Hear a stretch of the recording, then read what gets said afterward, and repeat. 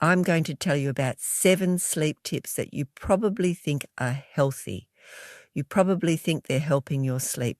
You probably think that following these tips is the right thing to do, but they're not. They're actually ruining your sleep. And if you're a senior, these myths are probably the single biggest reason why you're struggling with insomnia. I'm going to debunk all 7 of these myths right now, and I'm going to show you what the science actually says, and I'm going to show you what to do instead. I had a patient named Eleanor who came to see me about a year ago, and she was incredibly frustrated. Eleanor was 68 years old, and she had been struggling with sleep for about 10 years. She told me, "I've tried everything. I sleep less than I used to. I nap during the day. I sleep in on weekends. I have a glass of wine before bed. I try to stay in bed and keep trying until I fall asleep. I've changed my bedroom. I've tried supplements. I've tried meditation, and I still can't sleep well. I don't understand.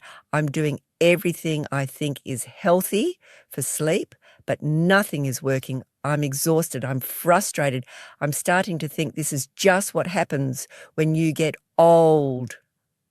When Eleanor told me all of this, I realized that she was following every single sleep myth that exists. She believed all 7 of these myths, and these myths were the reason why her sleep was so bad. She wasn't doing anything wrong. She was just following myths that she thought were true. Once I explained the truth about these myths, and once she stopped following them, her sleep improved dramatically. Within 4 weeks, her insomnia was essentially gone. Within 8 weeks, she was sleeping better than she had in 10 years. Here's what I want to know. How many of these 7 myths are you following? Are you following 1, 2, 3, all 7? Let me know in the comments, because if you're following even one of these myths, it's probably affecting your sleep right now. And if you're following multiple myths, your sleep is probably suffering significantly. The first myth is this: older adults need less sleep. This is probably the most common myth about aging and sleep. It's everywhere. People think that as you get older, you need less sleep. They think that sleeping 7 or 8 hours is too much for a senior. They think that 5 or 6 hours is enough. They think that you can get by on less sleep when you're older. But this is completely false. This myth is not supported by science at all. Research shows that older adults need approximately the same amount of sleep as younger adults. You need 7 to 9 hours of sleep per night. That's the same whether you're 25 or 75. The only difference is that you might need maybe 30 to 60 minutes less sleep than a younger person. But that's it, not substantially less, just 30 to 60 minutes less. And that's only for some people. Many seniors need the full 7 to 9 hours. What actually changes as you get older is not how much sleep you need, but how you sleep. Your sleep becomes lighter. You spend more time in light sleep and less time in deep sleep.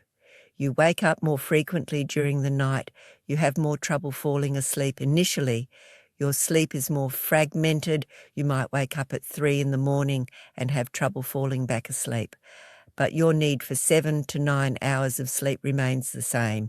Your brain still needs that much sleep to function properly. When seniors believe they need less sleep, they don't prioritize sleep. They don't try to get 7 to 9 hours. They try to get 5 or 6 hours. And this leads to chronic sleep deprivation. And chronic sleep deprivation leads to serious health problems. It leads to cognitive decline. It leads to memory problems. It leads to increased risk of falls. It leads to cardiovascular disease. It leads to depression. It leads to weakened immune function. So this myth is not just wrong, it's dangerous. Eleanor believed this myth completely.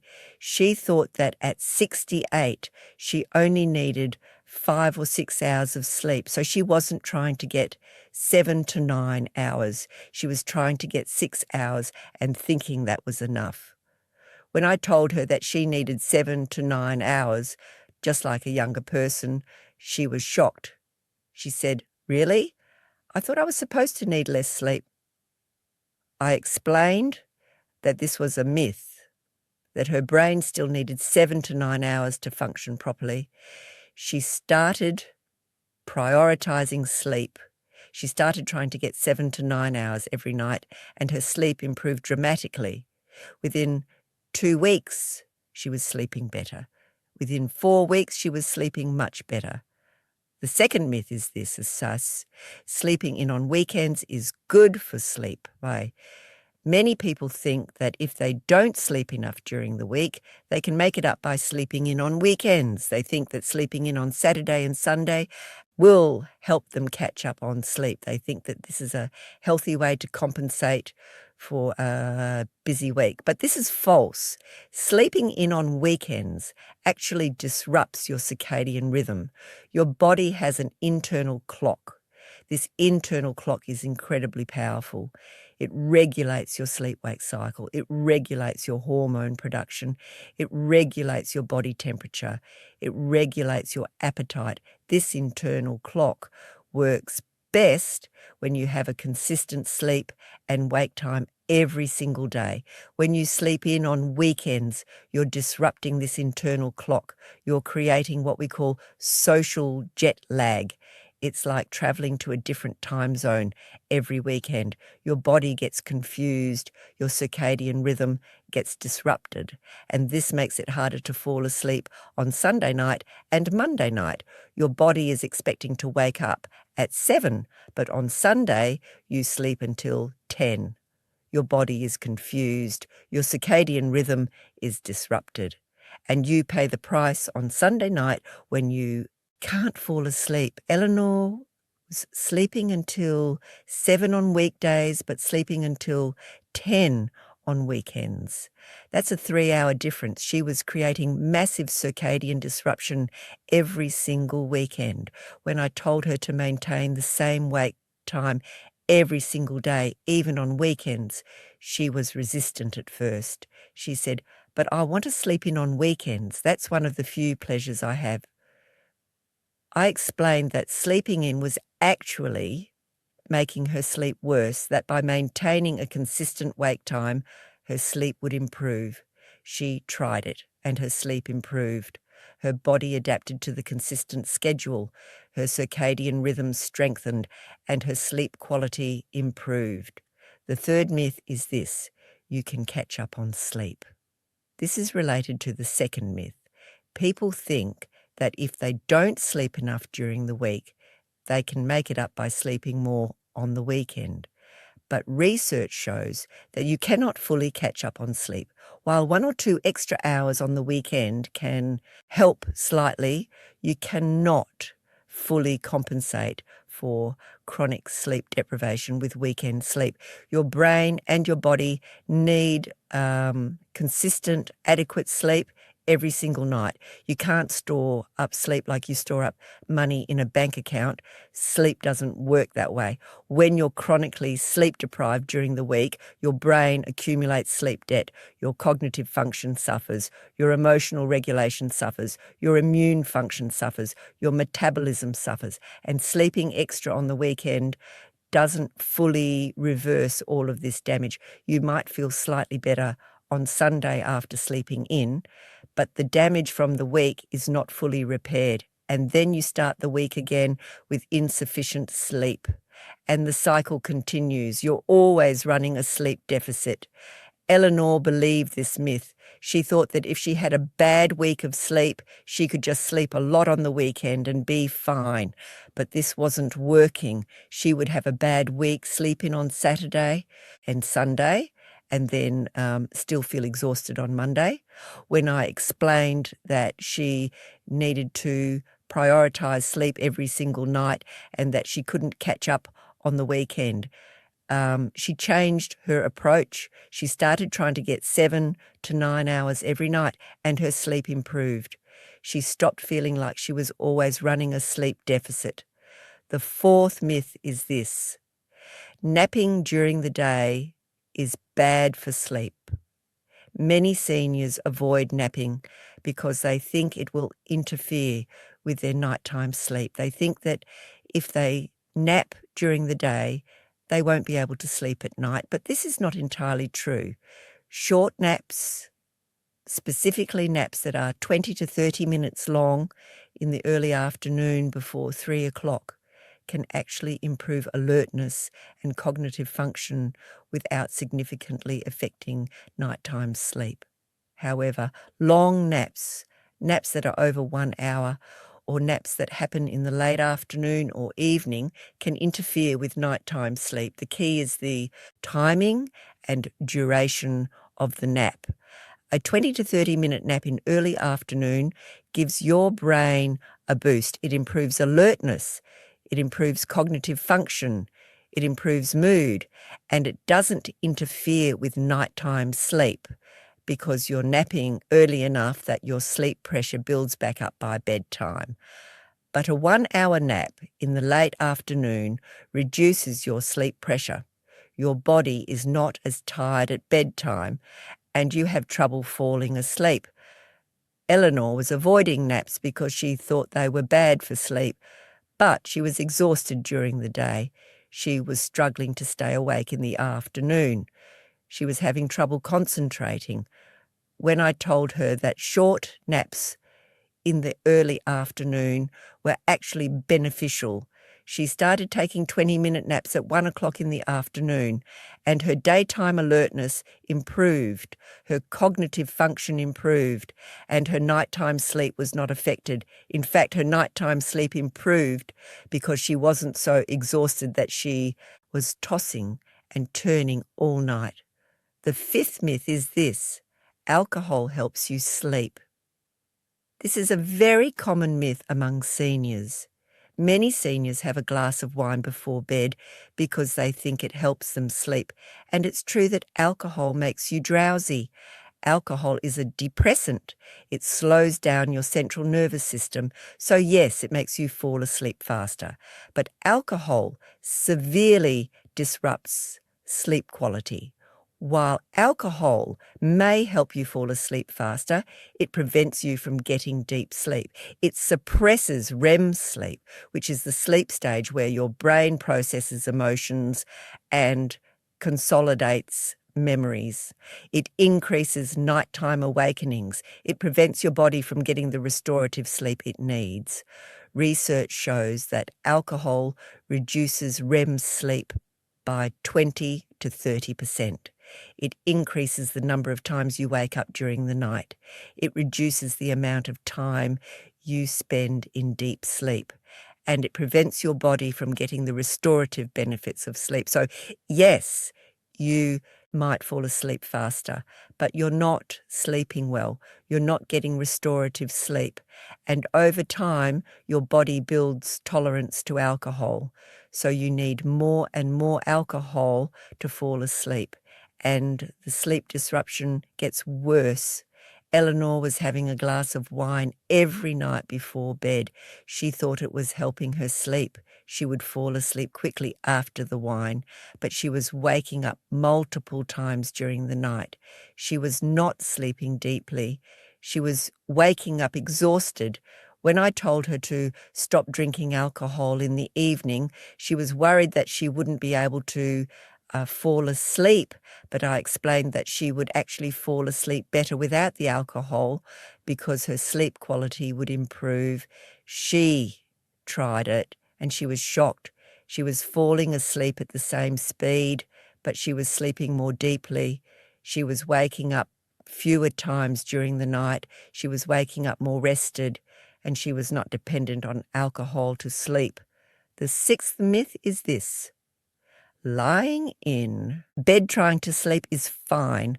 Many seniors think that lying in bed trying to fall asleep is a normal part of sleep. They think that it's okay to lie in bed for 30 minutes or an hour trying to fall asleep, but it's not. If you're not asleep within 15 to 20 minutes, you should get out of bed. Lying in bed awake creates a negative association between bed and wakefulness. Your bed should be associated with sleep only. When you lie in bed trying to sleep, you're training your brain that bed is a place where you try and fail to sleep. You're training your brain that bed is a place of frustration and wakefulness. You're strengthening the association between bed and wakefulness instead of bed and sleep. And this perpetuates insomnia. This is a core principle of stimulus control therapy, which is one of the most effective treatments for insomnia. Eleanor was lying in bed for an hour, sometimes 2 hours, trying to fall asleep.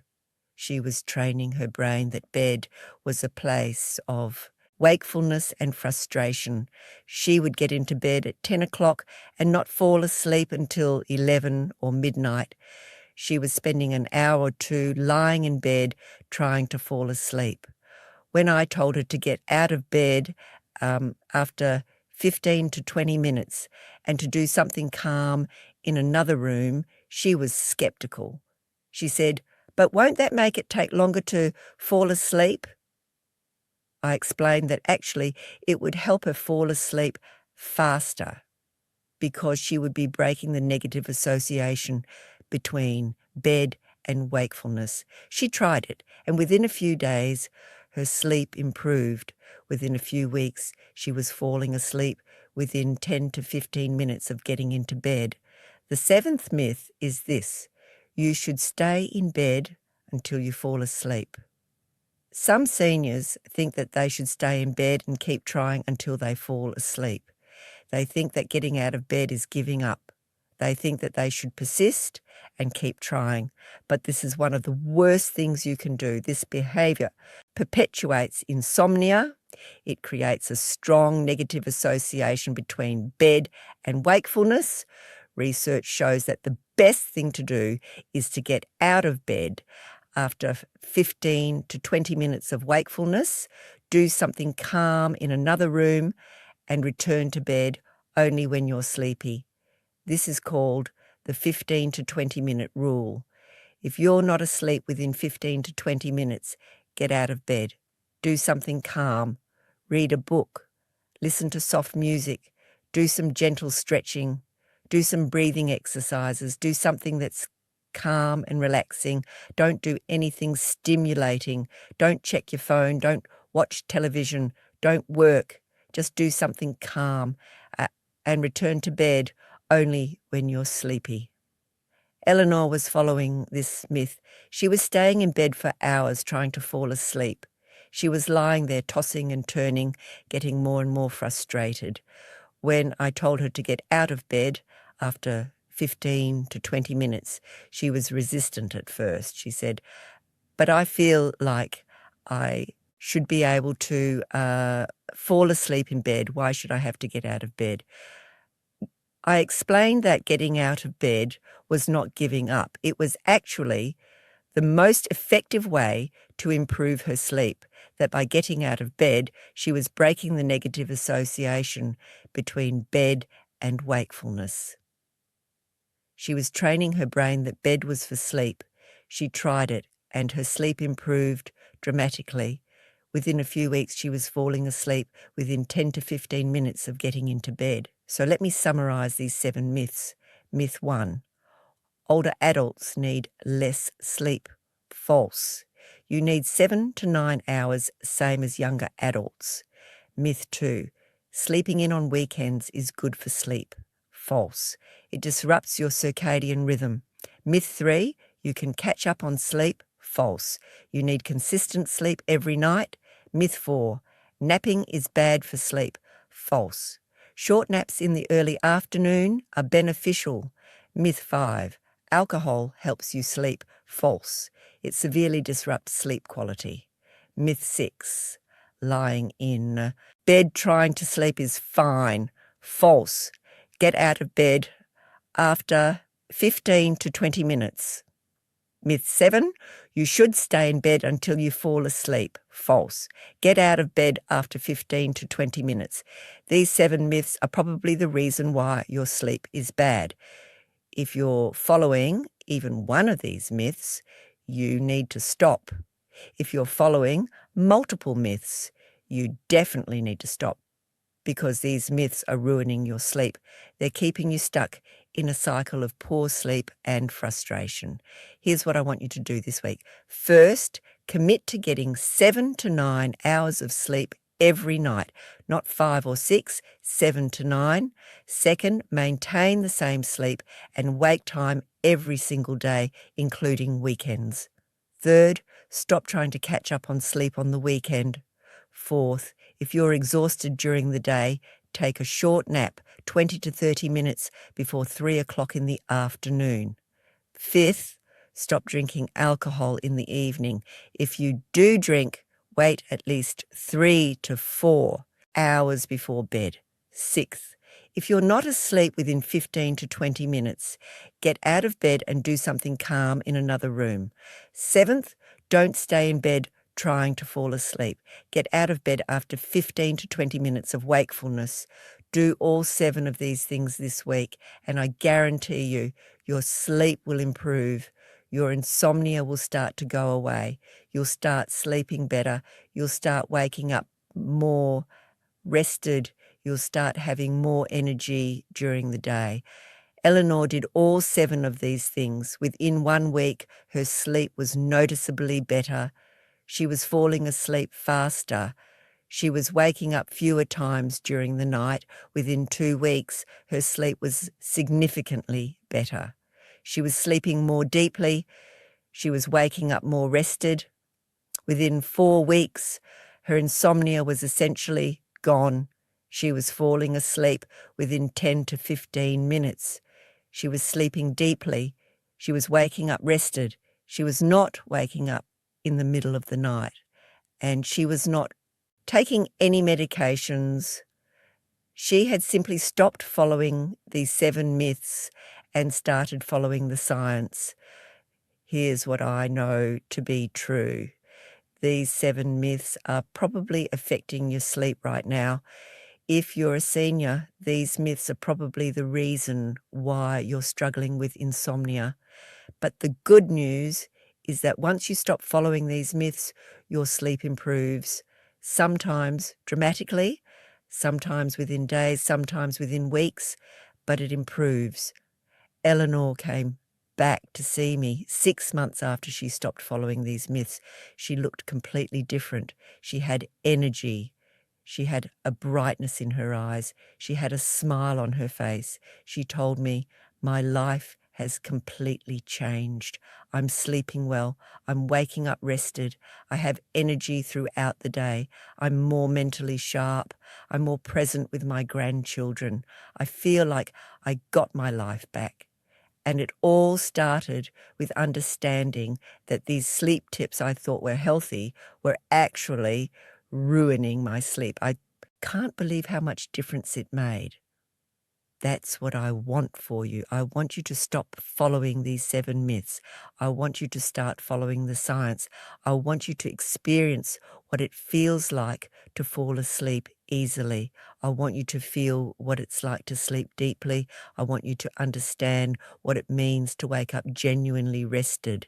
And I want you to have the energy and mental sharpness to enjoy your life. I want you to be present with your family. I want you to have the vitality to do the things you love. So here's what I want to know. Which of these 7 myths have you been following? Are you following 1, 2, 3, all 7? Let me know in the comments. Tell me which myth surprised you the most. Tell me which myth you're going to stop following first. Tell me how your sleep changes after you stop following these myths. I read every single comment and I want to hear from you. Your story might help someone else who's struggling with sleep. If this video helped you, please hit that like button. It helps me know that this content is valuable and it helps the algorithm show this to more people who are struggling with sleep. subscribe to this channel so you don't miss the next video. I'm releasing a video next week on the specific supplements that actually improve sleep quality, and it's going to show you exactly which supplements work and which ones are a waste of money. Thank you so much for watching. I'm genuinely grateful that you spent this time with me, and I want you to know that you have the power to improve your sleep. You have the power to stop following these myths. You have the power to fall asleep easily. You have the power to sleep deeply. You have the power to wake up rested and energized. You just have to stop following these 7 myths and start following the science. I'll see you in the next video.